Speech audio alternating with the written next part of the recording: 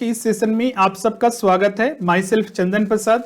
आज हम लोग जेपीएससी प्रारंभिक परीक्षा भारतीय अर्थव्यवस्था के अंदर हम लोग एपिसोड नंबर 5 डिस्कस करेंगे, जिसमें कि आपका भारत में जो बैंकिंग प्रणाली है उसके अंतर्गत हम लोग भारत में जो वर्तमान बैंकिंग संरचना है उसके अंतर्गत जो वाणिज्यिक बैंक होते हैं उसके बारे में हम लोग डिस्कस करेंगे। आज ये आपका सेशन बहुत ही महत्वपूर्ण है आपके एग्जाम के लिए, तो इसे आप अंत तक जरूर देखिएगा। तो चलिए हम लोग स्टार्ट करते हैं। हमारे प्रारंभिक परीक्षा के ऑनलाइन क्लासेस प्रारंभ हो चुके हैं। बहुत सारे स्टूडेंट ने हमसे पूछा था, भी आग्रह भी किया था प्रारंभिक परीक्षा के लिए ऑनलाइन क्लासेस के लिए, तो आपका ये प्रारंभ हो चुका है। आप दिए हुए नंबर पर आप कांटेक्ट कीजिए, सारे इंफॉर्मेशन आपको मिल जाएगी। अगर हम बात करते हैं भारत में जो वर्तमान बैंकिंग संरचना है, पिछला सेशन अगर आपने देखा होगा तो उसमें आप देखिएगा हमने जो बताया था आपका भारत में जो बैंकिंग प्रणाली है उसके इतिहास के बारे में, कि आखिर किस तरह से आज का जो वर्तमान बैंकिंग है वो यूरोपियन पद्धति के आधारित है और उसका कैसे संरचना हुआ, कैसे वो बना। अब यहां पर हम लोग देखते हैं आज के डेट में, आज के वर्तमान स्थिति के अनुसार भारत में जो बैंकिंग संरचना है वो आरबीआई के अंतर्गत आता है, क्योंकि आपको पता है कि आरबीआई एक केंद्रीयकृत बैंक है। हिंदी में इसको और भी दूसरे नाम से शीर्ष संस्था के नाम से जानते हैं, या फिर आपका अपेक्स इंस्टीट्यूशन, सेंट्रलाइज्ड बैंक है, जो कि जितने भी बैंक हैं उनको कंट्रोल, नियंत्रण करने का काम करती है। आरबीआई पर हम लोग अलग से सेशन भी करेंगे, लेकिन हर बैंक अगर आप स्टडी करते हैं तो आरबीआई को वहां पर कंसीडर करना ही पड़ेगा। इसीलिए देखिएगा भारत में जो वर्तमान बैंकिंग संरचना है उसके अंतर्गत हमने आरबीआई को शामिल किया है, और आरबीआई के आधार पर आप देख सकते हैं जो आज भारत में बैंकिंग संरचना जिस तरह से आरबीआई ही उसे नियंत्रित करता है। अगर यहां पर आप देखिएगा तो आप देखिएगा बहुत सारे कैटेगरी में हमने भारत के जो बैंक है उनको शामिल किया है, जिसमें कि कुछ वाणिज्यिक बैंक होते हैं जिसका हम लोग इंग्लिश में कॉमर्शियल बैंक के नाम से जानते हैं। आज का जो टॉपिक होगा पूरा इसी पर होगा, लेकिन और भी वर्तमान बैंकिंग संरचना जिसमें कि आपका आरआरबी, क्षेत्रीय ग्रामीण बैंक, रीजनल रूरल बैंक के नाम से जानते हैं आरआरबीज। तीसरा जो कैटेगरी है आपका कॉर्पोरेटिव बैंक, सहकारी बैंक, जो कि आपका 3 स्तर का, 3 लेयर का भारत में पाया जाता है। विकास बैंक जो वित्तीय संस्थान है, जैसे कि इंफ्रास्ट्रक्चर, इंडस्ट्रीज, औद्योगिक, हाउसिंग को बढ़ावा देने के लिए भारत सरकार ने बहुत सारे आरबीआई के परामर्श पर और उसके सहायता से बहुत सारे वित्तीय संस्थानों का निर्माण किया है। उसके बारे में हम लोग देखते हैं, जिसे विकास बैंक के नाम से जाना जाता है। जो हम लोग नेक्स्ट कैटेगरी है आपका गैर बैंकिंग वित्तीय जो कंपनीज हैं आपका, ये तो बैंक के जैसे ही होते हैं, लेकिन बैंक के कुछ कार्यों को छोड़कर बाकी सारे कार्य ये करते हैं, इसीलिए इसको गैर बैंकिंग वित्तीय कंपनीज या संस्था के नाम से जानते हैं, NBFCs, non banking financial companies. और आपको याद होगा जब से ये पिछली बार विमुद्रीकरण हुआ था 500 और 1000 के नोटों का, उसके बाद से पेमेंट बैंक आपका चलन में आया था, जिसमें कि आपका आज के डेट में देखिएगा एक तरह से डिजिटल को बढ़ावा देने के लिए आरबीआई ने इसके कुछ लिमिट कर दिए हैं, सीमित तक कर दिया है कि इनके सर्विसेज या जो सेवा दिया जाएगा वो अन्य बैंकों के मुकाबले कम होगा, और इनका धनराशि के लिए बहुत सारे रूल्स रेगुलेशन बनाए गए हैं। वर्तमान में बहुत सारे पेमेंट बैंक बन चुके हैं, जिसमें आपने नाम सुना होगा Paytm payment bank, Indian post office का जो पेमेंट बैंक है, एयरटेल पेमेंट बैंक, और भी कुछ पेमेंट बैंक है जिसे हम लोग डिटेल में स्टडी करेंगे। ये आपका भारत में वर्तमान बैंकिंग संरचना का स्वरूप है। पूरे हम लोग जब बैंकिंग प्रणाली स्टडी करते हैं इसे अच्छे से समझना होता है। यहां तक क्लियर होगा। आज हम लोग इसमें जो मुख्य फोकस करेंगे आपका वाणिज्यिक बैंकों पर, और उसके बाद अलग अलग वीडियो के माध्यम से ये सारे कवर करेंगे, और ये किस आधार पर बने हैं, इनका कार्य क्या है, कि इनके रिकमेंडेशन के आधार पर बनाया गया है, आज के डेट में इसमें सुधार क्या किए गए हैं, क्या किए जाने वाले हैं, उन सारे पर हम लोग चर्चा करेंगे, जो कि आपके परीक्षा के लिए बहुत ही महत्वपूर्ण है। साथ ही आपको ये मुख्य परीक्षा मेंस एग्जामिनेशन में भी बहुत ज्यादा काम देगा, और भी इसके अलावा मिसलेनियस टॉपिक्स है जो आपका बैंकिंग प्रणाली में, उसे भी हम लोग डिस्कस करेंगे, जो भी योजनाएं हैं। वाणिज्यिक बैंक जो कॉमर्शियल बैंक होते हैं, सबसे पहले हम लोग समझते हैं कि कॉमर्शियल बैंक होते क्या हैं और उसके बाद देखेंगे कि वर्तमान में कितने वाणिज्यिक बैंक हैं जो भारत में हैं। अगर हम बात करें वाणिज्यिक बैंकों का, तो वाणिज्यिक बैंकों का जैसा कि कल हमने बैंक का अपने परिभाषा बताया था, उसी आधार पर इनका भी हम लोग परिभाषा को तय करते हैं। वैसे बैंक जो कस्टमर अपने ग्राहकों से जमा राशि स्वीकार करते हैं और जरूरत पड़ने पर अपने ग्राहकों को ऋण की सुविधा उपलब्ध कराते हैं, वो सारे वाणिज्यिक बैंक हैं। वाणिज्यिक बैंक उनके लिए होता है जो व्यापारी हैं या फिर जो घर बैठे हुए अपना पैसे का सेविंग्स करना चाहते हैं, कुछ डिपॉजिट करना चाहते हैं, या फिर आज के डेट में तो वाणिज्यिक बैंकों का बहुत सारे कार्य बढ़ चुके हैं। आगे हम लोग कार्य पर भी फोकस करेंगे। क्लियर है? यहां पर अपने अकाउंट आप खुलवा सकते हैं, उसमें जमा कर सकते हैं राशि, विड्रॉ कर सकते हैं, ऋण ले सकते हैं। ये सारे फैसिलिटी वाणिज्यिक बैंकों में दिया जाता है। आज के डेट में अगर हम बात करें, जैसे एसबीआई हो गया, आईसीआईसीआई बैंक हो गया, फिर आपका जो आपका जितने भी अदर बैंक है, नेशनलाइज्ड बैंक है, आईडीबीआई हो गया, ये सारे वाणिज्यिक बैंक के ही एग्जाम्पल हैं। इसमें आपका कस्टमर्स अपने व्यापार के अनुरूप या फिर अपने सुविधा अनुसार अकाउंट ओपन कर सकता है। आगे हम लोग टाइप्स ऑफ अकाउंट, खाता के बारे में भी डिस्कस करेंगे, जो आपको यहाँ पर कॉमर्शियल बैंक होते हैं, वाणिज्यिक बैंक में आप ओपन करा सकते हैं। अब इनके कार्य के बारे में बात करते हैं।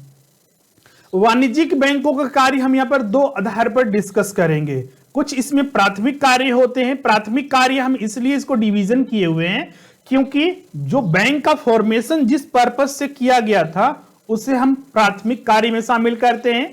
और चूंकि आज के डेट में आपका क्षेत्र, हर बैंकों का कार्य करने का क्षेत्र बढ़ गया है, उनका जो कार्य था वो और भी अन्य क्षेत्रों में बढ़ रहा है, इसलिए हम उसे द्वितीय कार्य में शामिल करते हैं।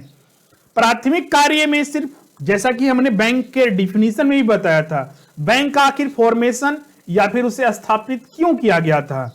चाहे हम जब से यूरोपियन बेस आधार पर बैंक बने थे तब से बात करें अभी तक, तो प्राथमिक कार्य में वही चीज है उनका, जमा स्वीकार करना और ऋण देना, अग्रिम, जिसे हम लोग एडवांस या फिर लोन्स के नाम से जानते हैं। डिपॉजिट को एक्सेप्ट करना और लोन प्रोवाइड करना, ये प्राथमिक कार्य के अंतर्गत आते हैं। जमा स्वीकार करना और ऋण देना, ये प्राथमिक कार्य में बैंकों को आते हैं। हमने कल ये डिफाइन भी किया था आपको, आज भी हमने डिफाइन किया। वाणिज्यिक बैंकों का काम ही होता है या फिर बैंकों का काम ही होता है जमा स्वीकार करना और ऋण उपलब्ध कराना। अब इसके अलावा भी बैंक बहुत सारे कार्य करते हैं जिसे हम द्वितीय कार्य या फिर अन्य कार्य में शामिल करते हैं। मिसलेनियस वर्क के तौर पर हम लोग इसे शामिल करते हैं। क्लियर है? जिसका आप यहां पर लिस्ट देख सकते हैं। अब यहां पर जैसा कि हमने बताया कि प्राथमिक कार्य में बैंक जो है अपना जमा स्वीकार करती है और ऋण देने का काम करती है। जमा स्वीकार करती है तो वो किस तरह से जमा अपने ग्राहकों से स्वीकार करती है, तो उसके लिए जैसा कि हमने बताया था वाणिज्यिक बैंकों के डिफिनीशन में ही कि खाता खुलवाने पड़ते हैं बैंकों में। तो जो वर्तमान में जो जनरल, ऐसे तो खाता बहुत सारे टाइप के खुलाए जाते हैं, लेकिन जो अभी सामान्यतः खाता खुलवाए जा सकते हैं, जिसमें कि एक आपका चालू खाता, बचत खाता, अस्थाई जमा खाता और आवर्ती खाता, ये चार तरह के सामान्य खाते हैं जो कोई भी कस्टमर जाके बैंक में ये ओपन करवा सकता है।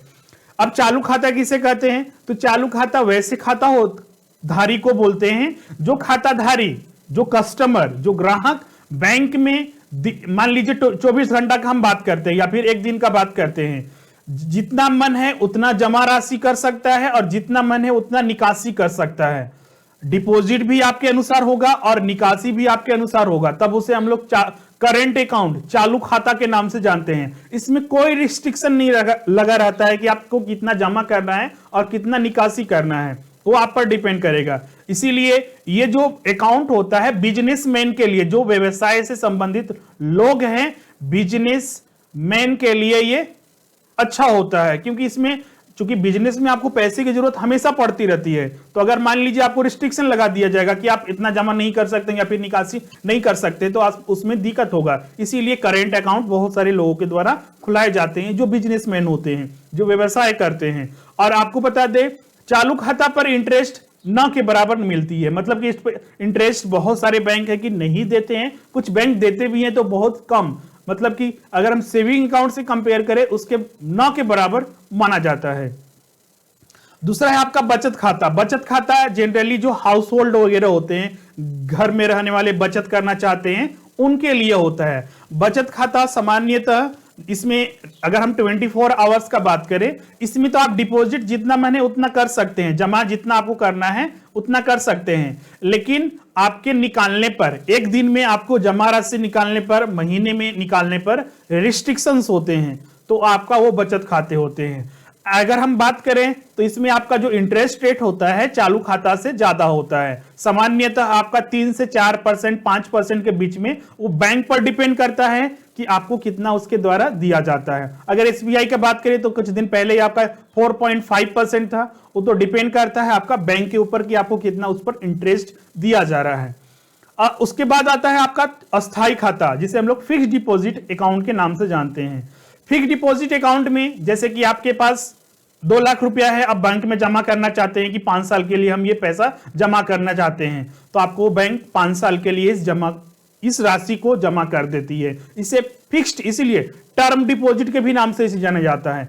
अस्थाई जमा खाता मतलब कि एक सर्टेन पीरियड के लिए, एक निश्चित समय के लिए आपका पैसा बैंक के पास जमा रहेगा, और उस पर इंटरेस्ट जो दिया जाता है सेविंग अकाउंट से भी ज्यादा दिया जाता है। क्लियर है?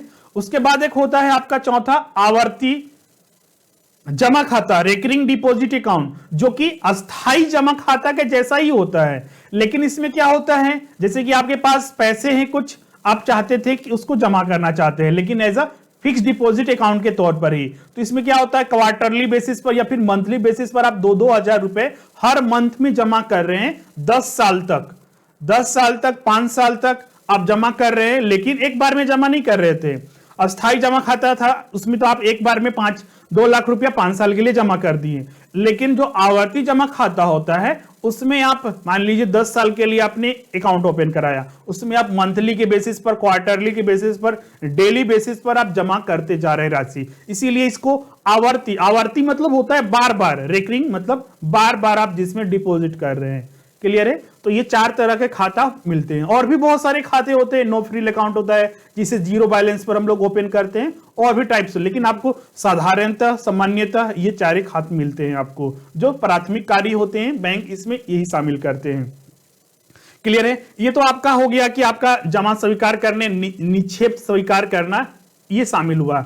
ऋण देना जो आपका प्राथमिक कार्य में दूसरा कार्य था आपका, ऋण देना, ऋण या फिर अग्रिम देना। तो ये आपका बैंक डिपेंड करता है कि आप कितने दिनों के लिए लोन लेना चाहते हैं, किस पर्पस से लोन लेना चाहते हैं, पर्सनल के लिए, होम के लिए, अपने बिजनेस के लिए, तो वो डिपेंड करता है। कितने समय के लिए लेना चाहते हैं, शॉर्ट टर्म भी होता है, मतलब कि आपका कम समय के लिए भी, लंबे अवधि के लिए, मध्यम अवधि के लिए भी आप लोन ले सकते हैं, ये डिपेंड करता है आपका।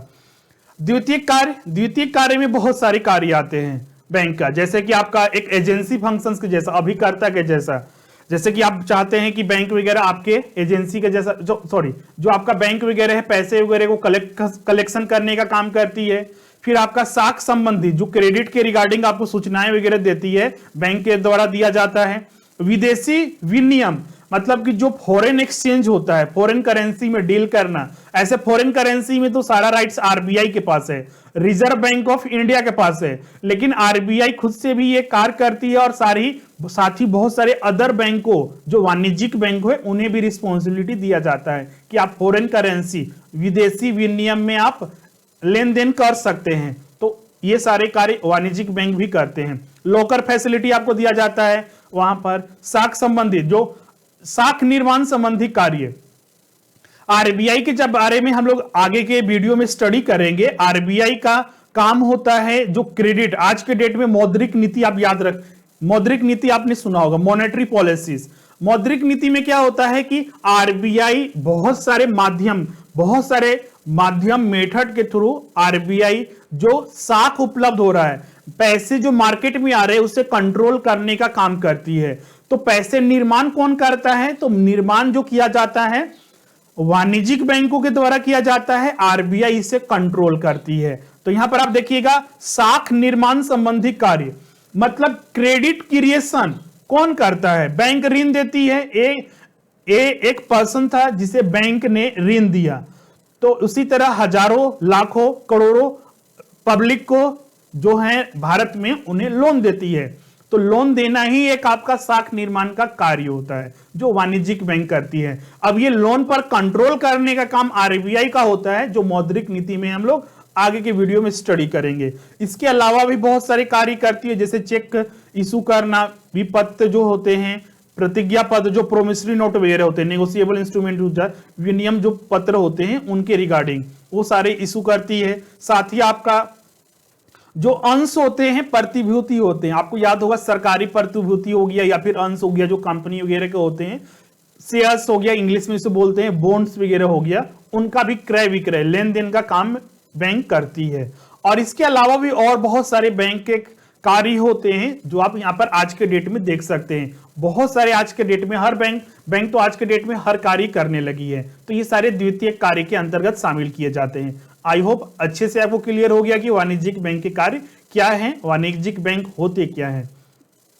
अब आते हैं हम लोग को जो वाणिज्यिक बैंक कितने भारत में है उस पर हम लोग गौर करेंगे और कितने प्रकार के हैं। अभी तो हमने उसके कार्य के बारे में डिस्कस किया था और उसके जो फंक्शंस हैं उसके बारे में हमने देखा।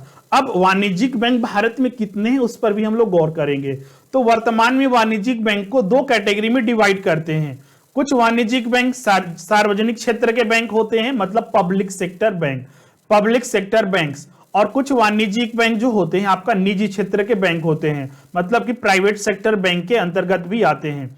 ये आपका हमने यहाँ पर ओल्ड लिखा होगा, बहुत सारे स्टूडेंट इससे कंफ्यूज कर रहे होंगे, तो हम बिल्कुल आपका ये आपका ओल्ड डेटा है जो कि पहले का डाटा है। अभी नया वाला क्या पढ़ेंगे, बिल्कुल हम लोग नया वाला डाटा है उसे भी स्टडी करेंगे। तो जैसा कि हमने बताया कि वाणिज्यिक बैंक को दो कैटेगरी में डिवाइड किया जाता है। कुछ आपका सार्वजनिक क्षेत्र के बैंक होते हैं और कुछ आपका निजी क्षेत्र के बैंक होते हैं। सार्वजनिक क्षेत्र के बैंक में अगर पहले के डाटा के अनुसार देखें तो कुल 27 बैंक थे 2017 से पहले आपका ये कुल 27 बैंक थे, जिसमें कि राष्ट्रीयकृत बैंक 19 थे। आगे हम लोग राष्ट्रीयकृत बैंक के बारे में जब बैंकों का सुधार के बारे में स्टडी करेंगे तो इंदिरा गांधी की सरकार में आपका 2 बार बड़े स्तर पर बैंकों का राष्ट्रीयकरण हुआ था। पिछला सेशन में भी हमने बताया था कि आरबीआई का और एसबीआई का राष्ट्रीयकरण पहली बार हुआ था सिंगल जो कि 1949 में, और एसबीआई का 1955 में हुआ था। उसके बाद बड़े स्तर पर 2 बार बैंकों का राष्ट्रीयकरण हुआ था। उसी में टोटल 20 बैंकों का राष्ट्रीयकरण हुआ था। बाद में 2 बैंकों को आपस में मिला दिया गया था 1993 में। तो इस प्रकार अभी 19 बैंक बचे हुए थे राष्ट्रीयकृत में। एक state bank of India SBI जो कि हमने कल स्टडी किया था, इंपीरियल बैंक ऑफ इंडिया का नेशनलाइजेशन किया गया था 1955 में और नाम दिया गया था state bank of India. State bank of India के सहयोगी बैंक पहले 8 हुआ करते थे, फिर बाद में ये 5 कर दिए गए क्योंकि आपस में बहुत सारे बैंकों का मर्जर हुआ था। सहयोगी बैंक जिसे हम लोग एसोसिएट बैंक के नाम से जानते हैं या फिर सब्सिडी बैंक बोल सकते हैं। एक आपका बीएमबी भारतीय महिला बैंक होता था जो यूपीए की गवर्नमेंट में बना था, जिसका उद्घाटन जो उस समय के प्रधानमंत्री थे डॉक्टर मनमोहन सिंह उनके द्वारा किया गया था 2013 में। लेकिन बाद में हम लोग देखेंगे कि इसे बंद कर दिया गया है, मतलब कि इसको मर्ज कर दिया गया है दूसरे बैंक के साथ। एक आपका सार्वजनिक के क्षेत्र बैंक में आपका आईडीबीआई होता है, industrial development bank of India, भारतीय औद्योगिक विकास बैंक। तो इस तरह से अगर कुल जोड़ते हैं तो आपका ये टोटल आपका 27 बैंक है जो सार्वजनिक क्षेत्र के बैंक के अंतर्गत शामिल किए जाते हैं, जो कि ऑल डेटा है आपका। निजी क्षेत्र के बैंकों की अगर हम बात करें पब्लिक सेक्टर बैंक, तो इसमें 2 तरह के बैंक शामिल होते हैं। एक भारतीय निजी बैंक, मतलब कि भारत में जो स्थापित हुए हैं, इसको डिफाइन कर रहे हैं, इसको देखिएगा अच्छे से। वैसे बैंक जो भारत में ही स्थापित हुए हैं उनका रजिस्ट्रेशन भारत में ही करवाया गया है, उनका मुख्यालय हेडक्वार्टर भारत में है, तो वो सारे के सारे भारतीय निजी बैंक के अंतर्गत आते हैं। वैसे पूरे भारत में 23 इंडियन प्राइवेट बैंक मतलब भारतीय निजी बैंक है, जैसे कि आपने नाम सुना होगा यस बैंक हो गया, फिर आईसीआईसीआई बैंक हो गया, एचडीएफसी बैंक हो गया, तो ये सारे आपके एक्सिस बैंक हो गया, ये सारे आपके क्या है आपका भारतीय निजी बैंक। और कुछ आपका विदेशी निजी बैंक है जो कि अभी कुल 42 विदेशी निजी बैंक है जो भारत में संचालित किए जा रहे हैं। तो विदेशी निजी बैंक किसे बोलेंगे, तो विदेशी निजी बैंक उन सारे बैंकों को बोला जाता है जो इनका रजिस्ट्रेशन, जिनका स्थापना किसी दूसरे देश में हुआ है, सिर्फ वो अपना बिजनेस या फिर ब्रांचेस भारत में चला रहे हैं, अपने ब्रांचेस भारत में खोल लिए हैं और वो बैंक काम कर रहे हैं, तो उसे विदेशी निजी बैंक के नाम से जाना जाता है। क्लियर है? जैसे कि हांगकांग बैंक हो गया, हांगकांग का जो आपका आता है HSBC, और उसके बाद स्टैंडर्ड चार्टर्ड बैंक, ये सारे विदेशी निजी बैंक हैं। तो ये आपका निजी क्षेत्र के बैंक के अंतर्गत आ गया। जो अभी भारत में विदेशी बैंक जो हैं आपका कुल 42 बैंक है। आप देख सकते हैं कि दूसरे के मुकाबले ये बहुत ज्यादा है। अब हम लोग जो नया डाटा में आता है, इसके बाद क्या क्या चेंजेस हुआ। 2017 तक हमने बताया था, 2017 के बाद बहुत सारे चेंजेस हुए। 2017 में भी हुए, 18 में भी हुए और 19 में भी हुए। अभी आपका 20 चल रहा है, 20 में भी आपका हुए हैं, उस पर भी हम लोग गौर करेंगे। तो पहला क्या चेंजेस हुआ उस पर हम लोग चलिए आगे देखते हैं। पहला चेंजेस आपका जो हमने अभी बताया कि एसबीआई ये क्या है? आपका सार्वजनिक क्षेत्र का बैंक है, स्टेट बैंक ऑफ इंडिया। तो जो भारतीय स्टेट बैंक है आपका, उसके सहयोगी बैंक थे आपका 5 और एक खुद आपका एसबीआई, तो मतलब कि टोटल आपका 6 हो गए। एक आपका भारतीय महिला बैंक। तो जो एसबीआई के सहयोगी बैंक थे जो कुल 5 थे, और भारतीय महिला बैंक जो 2013 में बना था डॉक्टर मनमोहन सिंह के द्वारा, जो कि स्पेशली भारतीय महिलाओं के लिए ये बैंक बनाया गया था, जिसमें कि खाता खुलवा सकते हैं। खाता ऐसे पुरुष भी खुलवा सकते हैं, लेकिन जो ऋण की सुविधा वगैरह मिलेगी सिर्फ महिलाओं को दी जाती है। लेकिन 2017 से 1 अप्रैल 2017 से यह लागू कर दिया गया कि जितने भी एसबीआई के सहयोगी बैंक हैं और भारतीय महिला बैंक को एसबीआई में मर्ज कर दिया गया, मतलब विलय कर दिया गया, आपस में मिला दिया गया। आगे हम लोग देखेंगे कि विलय का मतलब क्या होता है, आखिर ये क्यों किया जा रहा है। सिर्फ यहां पर यह ध्यान रखिए कि आपस में इनको मिला दिया गया, जितने भी एसबीआई के सहयोगी बैंक थे और भारतीय महिला बैंक को, जो कि लागू हुआ ये आपका 1 अप्रैल 2017 से ये पूरे देश में लागू कर दिया गया कि जितने भी एसबीआई के सहयोगी बैंक हैं, जैसा कि हमने बताया 5 सहयोगी bank, state bank of Bikaner and Jaipur पहला, दूसरा आपका स्टेट बैंक ऑफ मैसूर, तीसरा आपका स्टेट बैंक ऑफ त्रवणकोर जो केरल में पड़ता है, चौथा आपका स्टेट बैंक ऑफ हैदराबाद, और 5वां जो आपका था स्टेट बैंक ऑफ पटियाला। ये 5 सहयोगी बैंक और एक भारतीय महिला बैंक जो था, उसका विलय देश के सबसे बड़े बैंक, हमारा देश का सबसे बड़ा बैंक कौन है? भारतीय स्टेट बैंक, उसमें उसके साथ विलय कर दिया गया, जो कि 1 अप्रैल 2017 से प्रभावी हुआ, लागू हुआ पूरे देश में।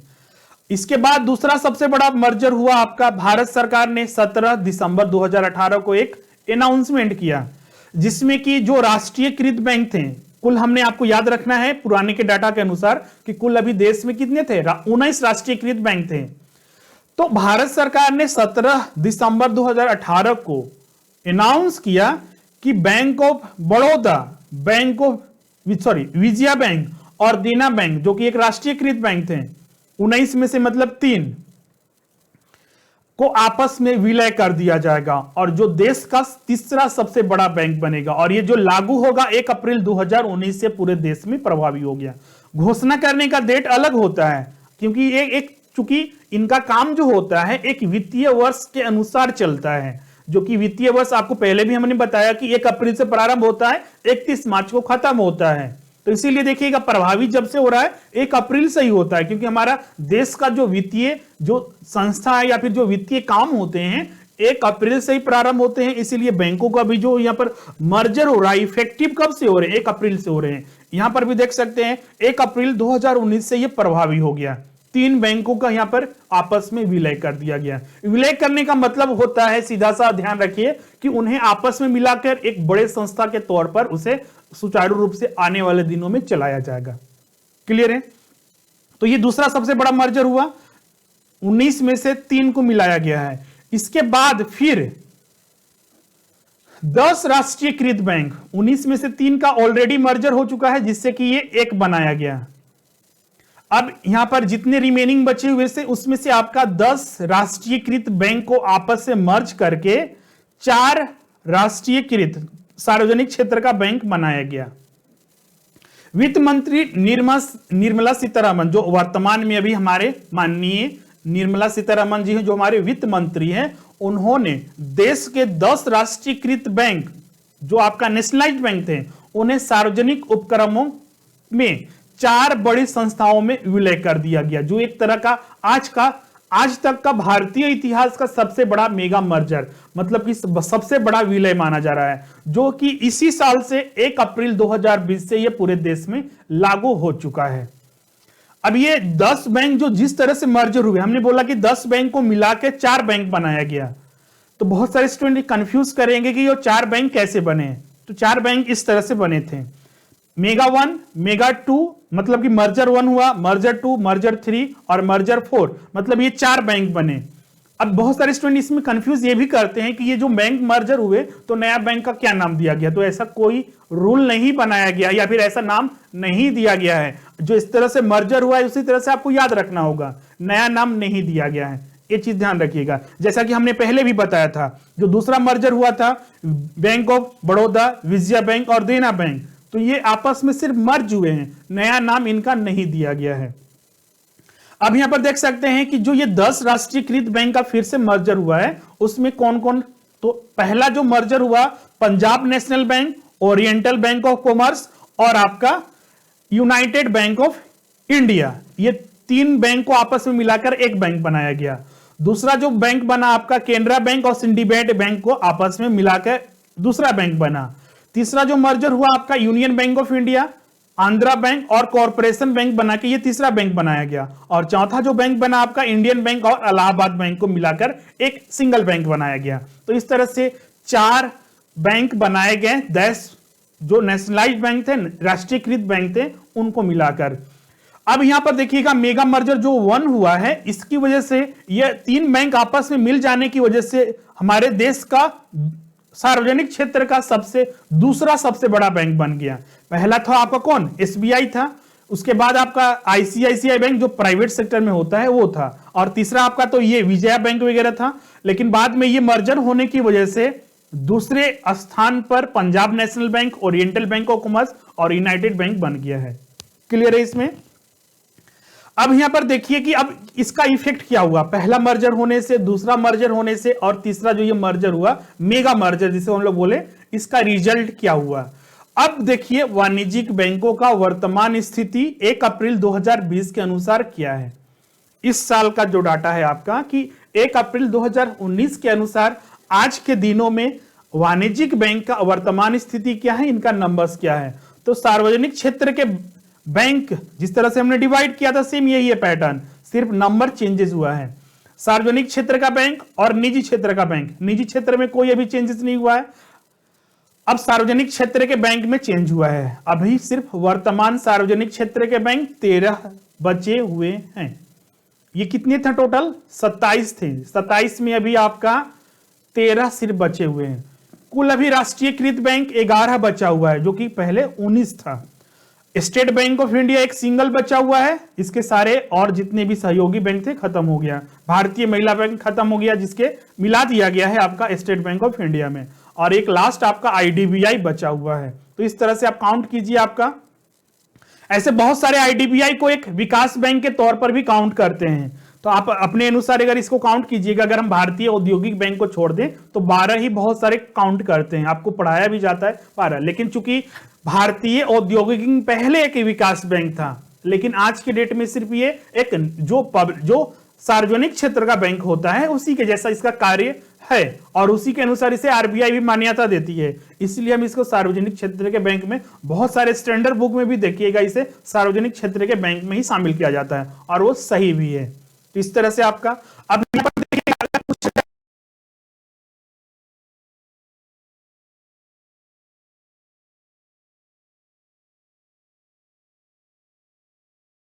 राष्ट्रीयकृत जो आपका बैंक थे आपका टोटल 19 थे।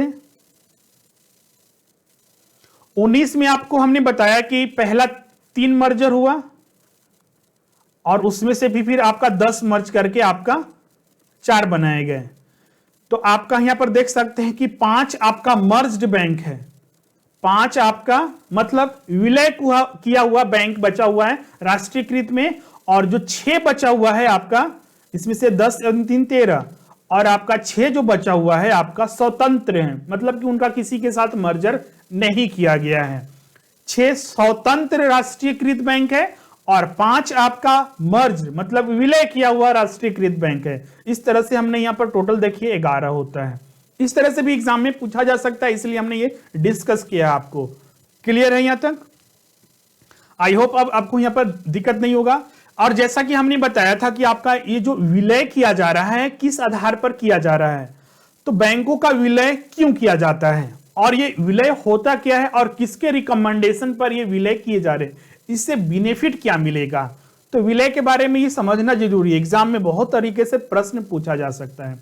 आपको बता दें नरसिम्हन कमेटी, आगे हम लोग देखेंगे भी नरसिम्हन कमेटी के बारे में जब बैंकिंग में सुधार के बारे में स्टडी करेंगे, जो आपको स्टडी भी करना है उसमें हम नरसिम्हन कमेटी के बारे में बताएंगे, राष्ट्रीयकरण के बारे में बताएंगे और अन्य कमेटी जो समिति है उसके बारे में।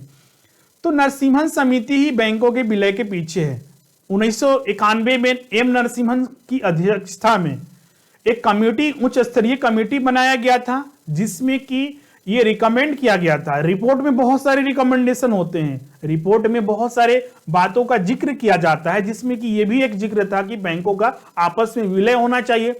विलय होने से क्या फायदा मिलता है, आप देख सकते हैं कि जब विलय किया जाता है कि उसका जो संपत्ति था, एक बैंक का जो संपत्ति है, और मान लीजिए पहला ये ए बैंक है और बी आपका एक दूसरा बैंक है, ये पहले स्वतंत्र रूप से चल रहे थे, दोनों अलग अलग थे, अब इनको दोनों आपस में मिला दिया जाएगा, विलय कर दिया जाएगा, तो इससे क्या होगा, इन दोनों का स्ट्रेंथ क्या होगा, कैपेसिटी, इनका संपत्ति, सब चीज बढ़ेगा, तो लाइबिलिटी तो भी बढ़ेगा, तो बिल्कुल बढ़ेगा।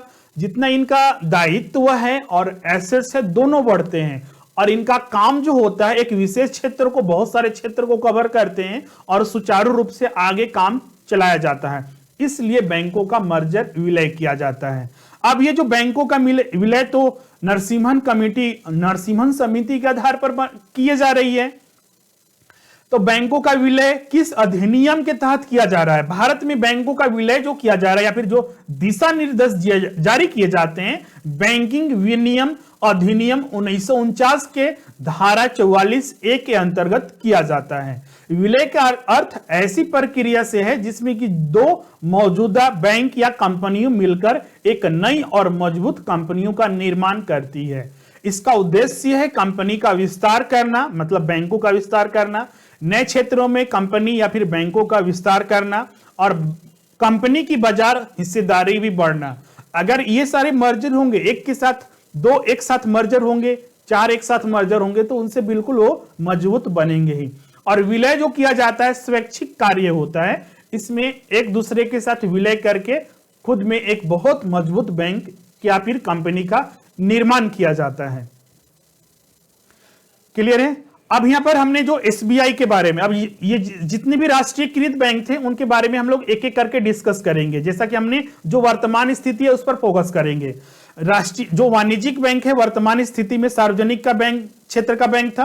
राष्ट्रीयकृत बैंक के बारे में हम लोग, तो जैसा कि हमने बताया कि राष्ट्रीयकरण के बारे में जब स्टडी करेंगे उसी के में हम लोग चीजों को देखेंगे। स्टेट बैंक ऑफ इंडिया के बारे में हमने कल ही स्टडी किया था। अब इसमें भारतीय औद्योगिक बैंक है और निजी क्षेत्र का बैंक में हमने ऑलरेडी आपको डिफाइन करके सारा चीज बता दिया है। इसमें ज्यादा डिटेल में आपको स्टडी करने की जरूरत नहीं है। इसमें दो चीज पर ज्यादा फोकस करना है। राष्ट्रीयकृत बैंक मतलब कि किस तरह से उनका फॉर्मेशन हुआ, राष्ट्रीयकृत बैंक किन बैंकों को मिला के किया गया था, तो बैंकों में राष्ट्रीय सुधार किया गया था, राष्ट्रीयकरण किया गया था श्रीमती इंदिरा गांधी की सरकार में, जो पूर्व प्रधानमंत्री थी, उनके शासन में ये राष्ट्रीयकरण हुआ था। उसके बाद एसबीआई का जो हमने बताया था 1955 में। तो सबसे पहले हम लोग आज एसबीआई के बारे में ही यहां पर डिस्कस करते हैं। बैंक ऑफ बंगाल, आपको याद होगा कल हम जब डिस्कस कर रहे थे आपके साथ भारतीय बैंकिंग का इतिहास में, तो एक क्रमवार अवस्था जो देखता है यूरोपीय पद्धति के आधार पर बैंकों का विकास से संबंधित, तो आपको मिला था आपका कि 3 बैंकों का निर्माण हुआ था 3 क्षेत्र में, 3 डिफरेंट डेट के अनुसार। 1806 में बैंक ऑफ बंगाल, 1840 में बैंक ऑफ बॉम्बे और 1843 में बैंक ऑफ मद्रास। इन तीनों को बैंकों को मिलाकर प्रेसिडेंसी बैंक बोला जाता था। प्रेसिडेंसी बैंक, इसको भी नोट करवाए थे कल हम। और प्रेसिडेंसी बैंक को ही 1921 में, इन तीनों बैंक को ही बोल सकते हैं या फिर प्रेसिडेंसी बैंक को ही 1921 में आपस में विलय कर दिया गया। क्लियर है। और एक सिंगल बैंक बनाया गया, imperial bank of India. Imperial bank of India 1921 में बना। इसी इंपीरियल बैंक ऑफ इंडिया को जब हमारा भारत आजाद हुआ तो 1 जुलाई 1955 को इसका राष्ट्रीयकरण दिया गया और इसे नाम दिया गया भारतीय स्टेट बैंक, जो आज के डेट में पूरे देश का सबसे बड़ा बैंक है और पूरे विश्व में सबसे ज्यादा ब्रांचेस वाला भारतीय स्टेट बैंक ही है। इसके बाद तो इसके सहयोगी बैंक आज के डेट में एक भी है भी नहीं, तो इसको जरूरी नहीं है आपको स्टडी करने का। पहले जैसा कि हमने बताया था 8 था, फिर आपस में कुछ का मर्जर हुआ तो 5 बचा, 5 का भी फिर एसबीआई में मर्जर कर दिया गया। आज के डेट में एसबीआई के कोई सहयोगी बैंक नहीं है, एसबीआई एक सिंगल बैंक है। क्लियर है? अब यहां पर हमने जो स्टडी कर लिया है इसमें आपका आईडीबीआई बैंक एक बचा हुआ है वाणिज्यिक बैंकों में, जिसे हम लोग नेक्स्ट सेशन में डिस्कस करेंगे। इससे पहले एक और आपका टॉपिक है, आपका भारत में जो बैंकिंग क्षेत्र है, जो वाणिज्यिक बैंक है, उनको 2 कैटेगरी में, या फिर जो जितने भी आपका बैंकिंग संरचना है उसको 2 कैटेगरी में आरबीआई डिवाइड करती है। आरबीआई जो बैंकिंग क्षेत्र है भारत में जो वर्तमान स्थिति है, उन्हें 2 बैंक में डिवाइड करती है। कुछ आपका अनुसूचित बैंक होते हैं जिसे इंग्लिश में शेड्यूल बैंक के नाम से जानते हैं, और कुछ आपका गैर अनुसूचित बैंक जिसे हम लोग नॉन शेड्यूल्ड बैंक के नाम से जानते हैं। क्लियर है? तो अनुसूचित बैंक किन्हें बोला गया है? तो आरबीआई अधिनियम, रिजर्व बैंक ऑफ इंडिया अधिनियम 1934, जिसके आधार पर आरबीआई का फॉर्मेशन किया गया था। तो इस अधिनियम में एक द्वितीय अनुसूची है, अनुसूची 2, शेड्यूल 2। शेड्यूल 2 में जिन बैंकों को शामिल किया गया है उन्हें शेड्यूल्ड बैंक के नाम से जाना जाता है। जिन बैंकों का नाम द्वितीय अनुसूची में शामिल है उन्हें अनुसूचित बैंक बोलते हैं। तो वैसे कितने बैंक है? तो जितने भी अभी तक आपने स्टडी किया है और फर्स्ट डायग्राम आपको याद होगा, वो सारे के सारे अनुसूचित बैंक के अंतर्गत शामिल किए जाते हैं। इन्हें कुछ नियमों का पालन करना पड़ता है जो आरबीआई के द्वारा बनाया गया है। आरबीआई अधिनियम में, बैंकिंग रेगुलेशन एक्ट में सरकार द्वारा जो गाइडलाइंस जारी किया जाता है, इन सारे का पालन करना पड़ता है। गैर अनुसूचित बैंक वैसे बैंक को बोला जाता है जो द्वितीय अनुसूची में शामिल नहीं किए गए हैं, वो सारे के सारे गैर अनुसूचित बैंक हैं। गैर अनुसूचित बैंक वर्तमान में केवल 3 बैंक हैं, जो कि एक कॉर्पोरेटिव बैंक के अंतर्गत आता है। तो जितने भी आप देख रहे हैं सारे के सारे अनुसूचित बैंक ही होते हैं, क्योंकि हमने पहले ही आपको बताया है कि आरबीआई के सारे नियमों का पालन करना होगा। कुछ का अवहेलना करते हैं तो वो आरबीआई बीच बीच में लाइसेंस रद्द कर देती है या फिर उन्हें लाइसेंस नहीं देती है। तो ऐसे स्थिति में अभी सिर्फ 3 ही ऐसे बैंक हैं जो नॉन शेड्यूल्ड बैंक है भारत में। क्लियर है? तो ये सारे आपके आज के सेशन के रिगार्डिंग था जो हमने यहाँ पर डिस्कस किया है। वाणिज्यिक बैंक में सिर्फ आपका एक आईडीबीआई बचा हुआ है, तो आईडीबीआई हम लोग नेक्स्ट सेशन में, और भी जितनी भी आपका बैंकिंग संरचना के अंतर्गत आरआरबीज थे जो कि वाणिज्यिक बैंकों के अलावा, फिर आपका कॉर्पोरेटिव बैंक, सहकारी बैंक था, आपका एनबीएफसी था, विकास बैंक था, वो सारे को हम लोग नेक्स्ट सेशन से डिस्कस करेंगे। आज के बस वीडियो में इतना ही। ये ऑनलाइन क्लासेस के रिगार्डिंग था। आप यहाँ पर सारा डिटेल दिया हुआ है, आप कांटेक्ट कर सकते हैं इस नंबर पर, सारी चीजें आपको उपलब्ध कराई जाएगी। तो आज की सेशन में बस इतना ही। Thank you everyone. मिलते हैं आपका नेक्स्ट सेशन में, वहां पर और भी चीजों को हम लोग डिस्कस करेंगे। और प्लीज अगर आपको ये वीडियो अच्छा लगता है तो उसे लाइक जरूर कीजिएगा और साथ ही इसे शेयर कीजिएगा, और अभी तक आपने इस चैनल को सब्सक्राइब नहीं किया है तो जरूर सब्सक्राइब करें।